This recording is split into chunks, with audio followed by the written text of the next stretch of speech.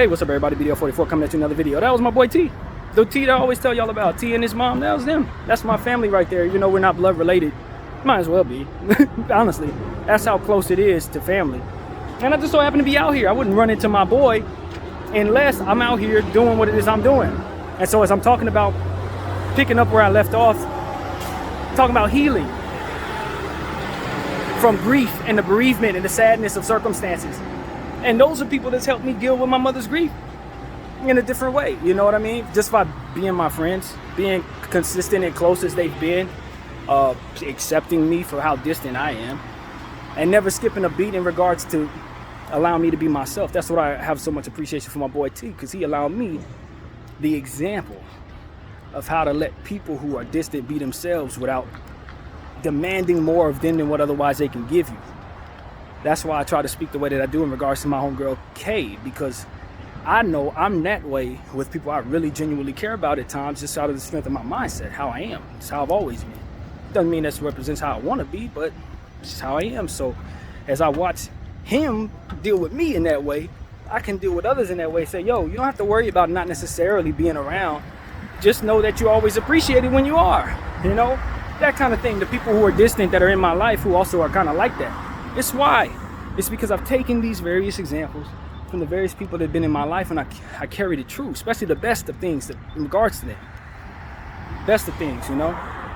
And so now that my friend T is kind of going through something similar that I went through in the past, it's like his situation makes me realize I need to get my head on straight, my life in order, so I can be that much more equipped to be there for him in the times where I could otherwise give him the advice on how best to deal with what it is he's got going on from within my experiences of having dealt with that in the past. And so these are the type of things that we were talking about in the last therapy session that is probably going to just be a continuation of it. I don't think I will turn this into a different therapy session. It'll be the same thing. But all in all, I just want people to understand beyond a shadow of a doubt that your grief and the various things that you go through, it's the love that I want you to hold on to in regards to that, for healing from that. You want to heal from that grief? It's the love of the people around you and the experiences of people around you and the conversations like this from people who've been through certain things that you want to listen to help draw that positivity from. You want to draw that positivity. And once you draw that positivity from them, you'll know how to apply it to others. And you've now effectively turned into someone that other people can watch, say, yo, they're a good example, and it just goes past forward the whole time. Just pass forwards the energy the whole time. So that's what I'm trying to do, be the best example of that, pass forward that energy, and just let people be themselves around me, even if they don't necessarily have the time, you know what I mean, to give me what I want from them, or may not feel like being around my personality right now, and I may need them. This is how you watch others accept you for how different you are, and you apply that same love to others and see how good you felt when your friends let you be yourself. See how good I felt when I knew I had a friend that just kind of understood my ways, you know what I mean? And try to apply that to others. And you never know, if you can find yourself in a position to not hold people accountable for what it is they can't do nothing about, you'll find a real friend somewhere. Where other people can't get over their differences, if you can, you might find a devotion in places that other people are looking for they can't never find. Type of devotion that comes from a person not snitching on you and that kind of thing. That's how you get that type of devotion. Not to say that you're going to find it if you apply it, but it's that type of energy that will inspire those who have that in you to give to you. You won't inspire it where it's not, but you will initiate where it's found. By way of your acceptance of others, forgiveness of others. I'm telling you, nothing provides more devotion than forgiveness. Nothing in life will provide more devotion than forgiveness. And maybe you can't forgive. Maybe it's not in your heart to forgive. But this is why you should think about it. This is why you might want to apply it to what you're looking at. Because the very devotion people be looking for, they be looking for it in all different types of stuff. You don't find it that way. You find it in letting people be themselves, forgiving them, leaving them alone, whatever. That's when they like, you know what? That person's an asset to my life. Never mind what they doing or not doing. That person, they solid. I can respect them even when they're not around. I can respect them when somebody else talking about them. We ain't gonna let nobody talk about them because they held me down when they ain't have to. That's what inspires that. And as I've seen it so many times in my life, I've learned that that's how it inspires. Not necessarily doing some of the stuff that they teach you. You may do something wrong for somebody. They may have that devotion for you. But honestly, if you're more honest to them and more accepting of them, they're probably going to be more likely to have that devotion for you. Have that type of loyalty for you. That we look for in our various groups and can't seem to find for nothing. I'm watching people trying to inspire devotion in ways and they don't come up with nothing but trouble. And I'm telling you, it's because the energy, we've been taught how to use our energy backwards. We've been taught how to go with letting grief take us over. Go with hard times taking us over. Go with letting our minds and our spirits deteriorate to the circumstances that we suffer. But I promise you, this is the key. It's overcoming that suffering by using that energy to benefit you. You know what hurts you. And if you don't, anything that otherwise turns you into a monster reflects poorly upon your character and ultimately what you deserve. And from there comes things like karma, if you believe in that, or just consequence, just the same. This is how you keep from having that blame upon your name. It's by applying forgiveness where you can, compassion where you can, unselfishness where you can, and ultimately self-love. Self-love, which will help you vet those circumstances and apply them accordingly. If you put and apply that stuff to the wrong people, you will not want to use it properly any further. You won't want to apply it to anybody else if they take advantage of it. But the key is to choose the right people to apply those things to. And that's what I've come to understand. You want to apply that loyalty to the right people. You don't want to just be giving away everything you got to any old body and expecting that you're going to find the loyalty that comes from that. No, you got to choose the right people to apply that to. You got to love yourself enough to apply it to the right folks. And so that's what I'm here to tell you. Apply your loyalty and your circumstances from which you love, your grace. Apply it to people who deserve it, not just to any old body.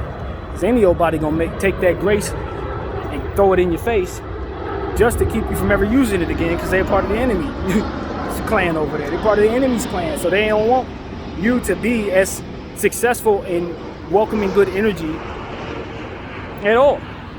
That's what it really comes down to. They don't want you to be successful in welcoming good energy. They want you to be successful in deteriorating your name, deteriorating your circumstances, deteriorating what otherwise would make you heal from these circumstances. They want to make it so that you're so far gone, the next time something traumatic hits you, you ain't gonna want to even be here no more. That's what that energy would want from you. And I tell you, I speak of energy like it's a person, because that's exactly what it is. If you look at it for what it's worth, all the different antagonists in your life, as I've tried to put together in certain therapy sessions in my life, how I perceive these therapy sessions and these conversations within them. Let me get my mind right. What I tend to see is that the various antagonists in my life, both internal, external, somebody doing something, circumstantial, tripping over banana peels, all different types of stuff. It's all coming from the same place. It's all meant to deter the energy within. And the good stuff, celebrations, unselfish energy, thank yous, overcoming stuff, applying forgiveness, all of those different things are positives. Energy, no different. Doesn't matter if it's human, not human, environmental, whatever. Come from the same source, either the enemy or the Most High. Every good thing that ever came to me came from the Most High. Every good thing I've ever celebrated that was meant for my success came from the Most High. He has a right to take back all of those things at once, in increments, slowly, never, however he sees fit. Because at the end of the day, anything good comes from him. Now, it could be this form, that form, 8 forms, or whatever. But this is what I meant by being able to fill your heart, your void in your heart. It's like maybe another pet won't fill that void. But that you can find a feel for that void is possible. As I said, Christopher, for our family, was that void when we had lost Andrew. This is how you fill that void, by allowing your heart to be fulfilled with open-mindedness of not allowing grief to destroy you. It can get to a point, but don't let it get too far. So when that grief takes over and starts deteriorating your mind, as we said, it's about destroying you. It's not about helping you heal. It ain't about remembering your loved one or none of that. It's about destroying you. And so that's what I'm here to say. Don't let it. Don't let it. Take that as bad energy, no different than anything else. And when you perceive it as such, when you realize it ain't no different than slipping on a banana peel, somebody doing something that they shouldn't have done, all of it's the same thing. And you can defeat it the same way. You can defeat it the same way, with prayer, with intentions upon the betterment of your energy. And then everything else falls into place. How do I apply good energy? Okay, well, what's going to blow back on me negatively? If I run up to somebody, punch them in the face, that's going to blow back on me negatively. Bad energy. I'm not going to get what I want out of that. Now I got all they homies trying to get after me. It's not good. Walk up to somebody, make sure they're good. Somebody asks you for $1, give them $1. Cool. Now you've given to the environment. Maybe that don't do nothing positive for you, but definitely didn't bring it so that everybody wanted to come and punch you in the face. You see what I'm saying? So it's like certain things don't bring about that energy. You're not gonna welcome bad energy. And as you start to let the Lord in, He'll help you understand how to welcome good energy, how to get rid of bad energy. Naysaying thoughts, anything negative in your head. You can't do it. You ain't that. You're not good enough. All of those things. No different than slipping on a banana peel. Come from the same place. When you recognize those negative energies, and you know how you react to them, you know how to not allow them in your head anymore. How not to give them any credence. How to return fire. Say to yourself, no, I'm doing great. I'm not doing bad, I'm doing great. Why? Because I'm able to tell that voice that's telling me I'm not doing good, that I am doing good. Therefore, I'm doing great. You understand? It ain't got nothing to do with assessing the issue. Nah, it's about deterring that energy. It's about stepping over that banana peel. It's about applying what's necessary to give you the best energy so that you can be as useful as possible.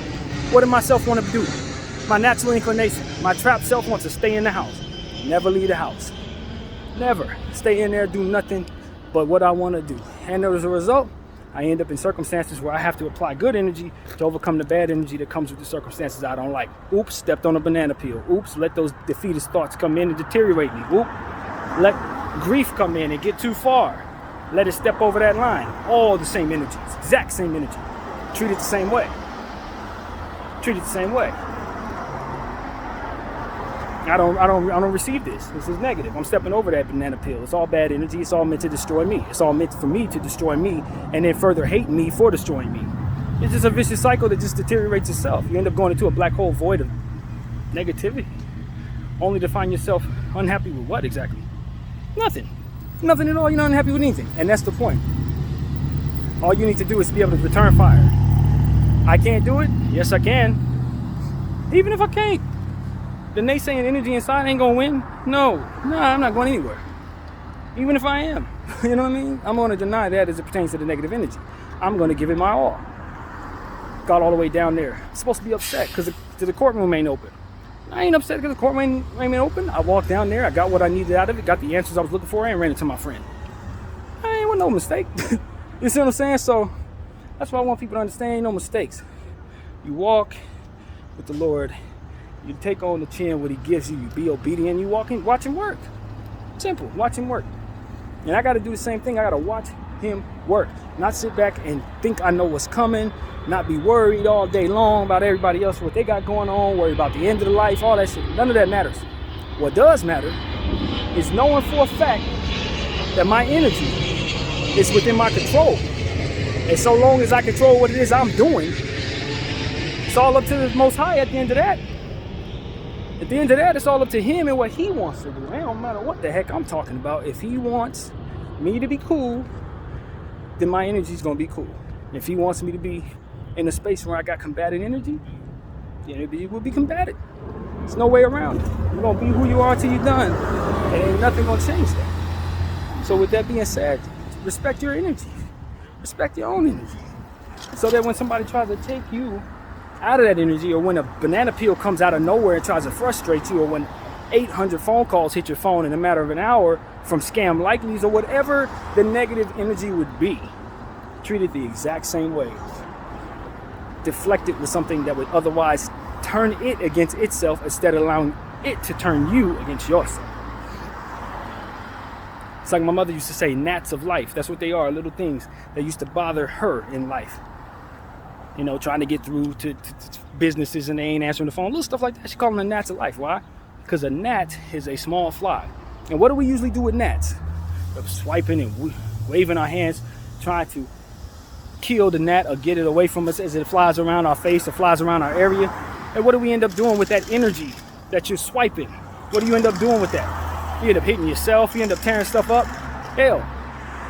We've seen extreme cases where people try to shoot the dang fly. You know, end up blowing holes all over your house, trying to shoot a fly just to get it to stop bothering you, when actually all it really effectively did as a gnat of life was make you tear up your own stuff. And that's the energy. That is the metaphor for it all. These gnats of life, whether they're internal, external, somebody else's plans affecting our lives, whatever it is, it's just a gnat of life that you turn that energy against itself. Somebody did wrong against you, forgive them. For them, hell no, they're going to get karma for them. They're going to get what's coming their way, whether you forgive them or not. It's for you, so that you can turn that inertia that would otherwise make you a bitter person from what it is that they done and leave it alone. That way you're not hurting your own home with their nonsense. See what I'm saying? That's why people forgive. And the enemy ain't gonna never tell you to forgive, because they're gonna tell you it's soft. Why? Because it's a preservation of its own self. It's the enemy. It doesn't want to be defeated. This helps defeat it. Of course, it's gonna try by way of culture to tell you shouldn't be this way. You don't want to forgive? Man, this is chestnut checkers. You're trying to win. You're trying to win, right? Well, this thing is trying to beat you. Your energy's trying to defeat you. And you're trying to win, right? All right, apply the right thing. Back in the day, when we play video games, you want to get the right situation, you got to press the right combination of buttons. This ain't no different. And then we got to understand that anything that's going to coerce you into using your energy opposite is just trying to preserve itself in negativity. That's why these cultures don't mean nothing to me. When we're doing a lot of stuff that's meant to hurt us, I know what it's doing. It's preservation of itself. It's trying to stay alive. You got to make it so that everybody looks at themselves materialistically. Why? So they can welcome all the wrong things. If I'm thinking about sex all day, chances are I'm gonna either have kids that I can't afford to hold on to, or then coerce myself into trying to make it for those kids. So therefore I'm doing stuff I shouldn't be doing, throwing myself in prison, all different stuff that's going to turn your energy into yourself. That's what you got to do to the negativity. You got to turn that energy into itself to defeat it.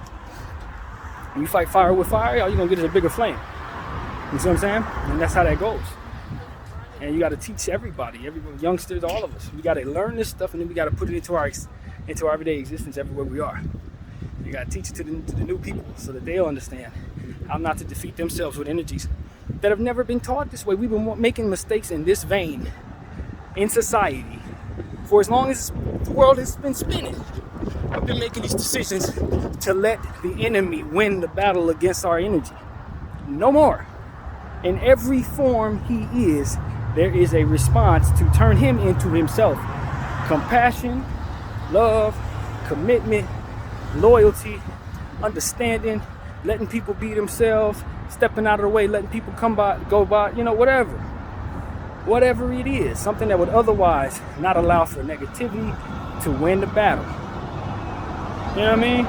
Being honest, upfront, being a stand-up person, whatever the case may be, it's going to 100% allow for either itself to be preserved by way of you and your mistake in not seeing that culture ain't no good for you, not seeing that decision is going to otherwise put you in a position to let the enemy win.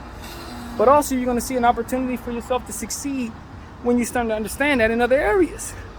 You're going to be welcoming good energy left and right in so many different ways. You're going to be walking around so much of a winner in regards to this that ain't a whole lot going to get you down, and ain't a whole lot you ain't going to be able to help other people overcome just the same. Ain't a whole lot. Because you're going to understand from which all these energies come from. Any good energy comes from God. So if you want to appeal to the good energy that comes with certain things, you got to go to God. You want to overcome losing something good? Go to the guy who gave you something good. You want to overcome something that otherwise makes you disappointed? Go to the guy who can give you something good. Because the end to that disappointment is going to most definitely be your survival in the circumstance. Your overcoming the circumstance is going to be how you overcome that evil energy. Win, chestnut checkers, win. You know what I'm saying? If the good energy is required for me to be unselfish and let something go that I don't want to let go of, obviously the bad energy wants me to hold on to it for too long. Win, overcome that energy, win.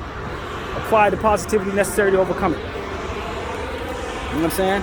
And that comes with a lot of things. And when you start living your life that way, you're going to find out you're going to be able to get out of some sticky situations. Real sticky. Because a lot of times people find themselves in sticky situations and they defend themselves with what? Bad energy. Bad energy. And of course, bad energy is going to build upon itself no matter what form. You step on a banana peel, adhere to some negative energy all at the same time, believe you me, you're going to be a big, huge splash for the negativity side of the game. Stay focused. know what I'm saying? It's all about your energy. And trying to balance that as a human being is not, I'm not saying it's easy. I'm just saying this is how we have to do it. There's different levels to it. Sometimes you get to the final boss, it's absolutely impossible, you know what I'm saying? I get it. Sometimes things get overly ridiculously complicated, just like in any other form or fashion. You're going up against Michael Jordan and the Bulls in '96. You're not expected to win. That's the difficulty level, though. You know what I'm saying? And sometimes you gotta try to win that battle. But if you understand the rules, you can play. Rules are keep positive energy and understand that all that negative stuff comes from the same place. It's like all the positive stuff. You want all the bad stuff to go away? Go to the place where the positives is. It ain't deeper than that. I promise it ain't. It ain't that deep. Apply that to every thing, every little thing you see, every big thing you see. Apply that to everything. Everything. And you'll stop feeling like it's corny to be a good person because you understand what game you're playing. You understand that you're trying to appeal to a God that can control everything, and he kind of wants you to be on the positive side of things because he's trying to build things. He's a builder. God is a creator, a creative, an entity looking to make things better than what they were initially. You know what I'm saying? So you're not going to find yourself sitting around saying, I'm confused at what he wants from me. No, you're not. What's the positive side of the game in regards to what it is you're talking about? That's where he wants you to be. What's going to help it so that I'm not deteriorating myself by way of my own energy and my own spite and pain and all that? Turn to him and then letting what needs to be let go of, let go. That's how you do it.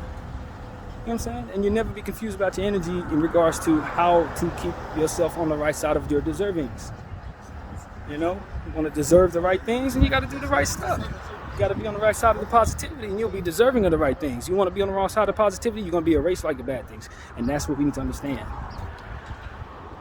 God is going to erase us just like any other problem if we decide to commit to the wrong side of the game. I'm not saying this to make people feel like God wants anything less than to keep you going. He wants to keep you going. But you got to understand what's going to do that for you. It's staying positive, on the positive side of the game. So that's what I'm here to tell everybody. Stay on the positive side of the game.